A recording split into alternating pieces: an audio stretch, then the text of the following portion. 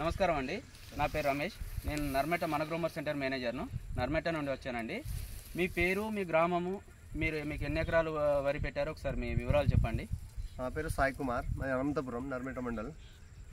మరి నాటేసినాక 15 రోజులకు మనసులకి ఇచ్చిరు గ్రోమర్ నుండి. మంచిగా వస్తాయి, దిగుబడి బస్సు వస్తుంది, పిలకలు బాగా పడతాయి, దండు బాగా పెడుతుంది. ఇది వాడినాక చూడు అన్నారు.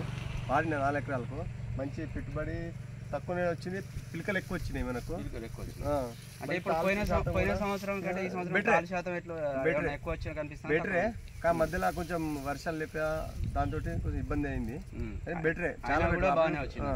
ఇప్పుడు పోయిన సంవత్సరం కంటే ఈ సంవత్సరం మీకు వడ్లు దిగుబడి ఎక్కువ వస్తుంది అనుకుంటారా, తక్కువ వస్తుంది అనుకుంటారా?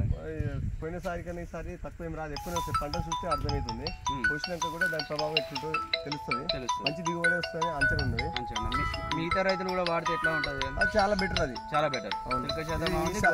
దీని గురించి పెద్దగా అందరు తెలియలే, కానీ ఈసారి మన పంటను చూసారు, తెలుస్తుంది. నేను కూడా నలుగురు చెప్తా. ఓకే, మీరు కూడా అందరికి తెలియజేయండి. సరే, వాడిన వరి దగ్గర